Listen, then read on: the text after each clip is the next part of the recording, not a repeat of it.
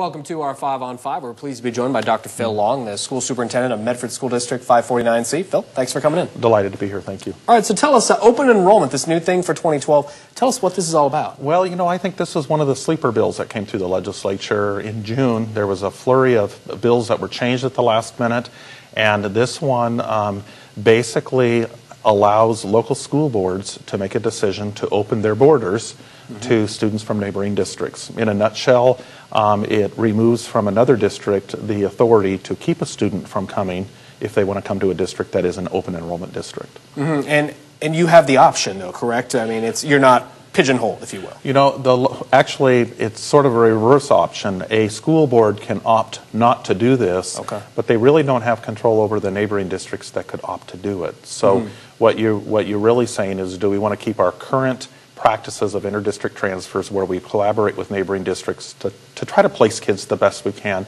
or do we remove that and just let people make their choice? Sure. There are limitations, though, and one of the limitations is facilities. So, for example, a district might want to say, we want to be an open enrollment district, but you need to be able to state what your capacity is of what you can take as far as students that come in, because you can't take more students than that.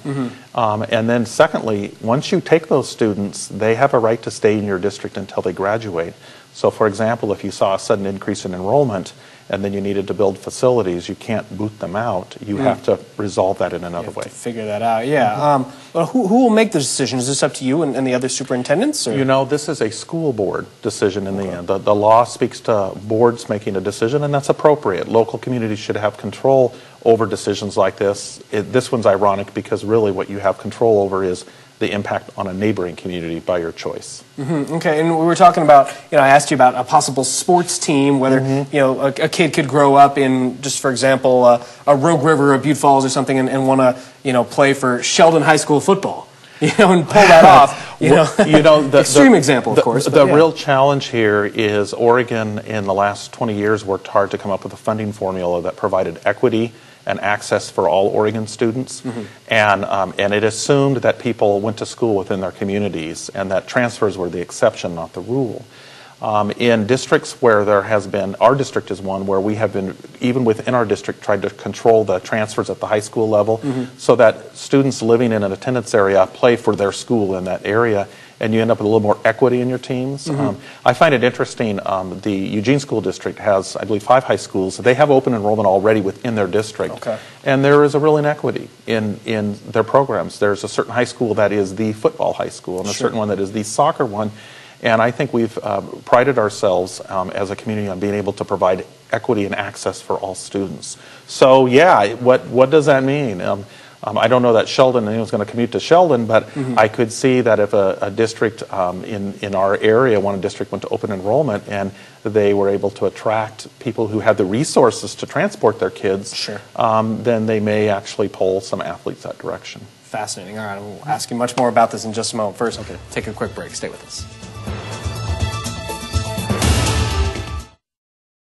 Welcome back to our 5 on 5. Again, we're here with Dr. Phil Long, a superintendent of Medford Schools. We're talking about this opting in program, and you guys, I guess, have to opt in. When do you have to make a decision on this? Well, actually, school boards need to make a decision within the next 2 months because there's the deadline start in March, April, May. You identify the number of positions or places you have available for students to transfer in, and then you have to go through a sign-up and a lottery and all of that. So really, the decisions need to make, if you're going to go to open enrollment, fairly soon. Yeah, and then can you make that change every year if you decide to go back and forth and a school board could adjust the numbers every year. As I said earlier, the challenge is once you let students in, if you need the space, you have those students. You have to provide for them.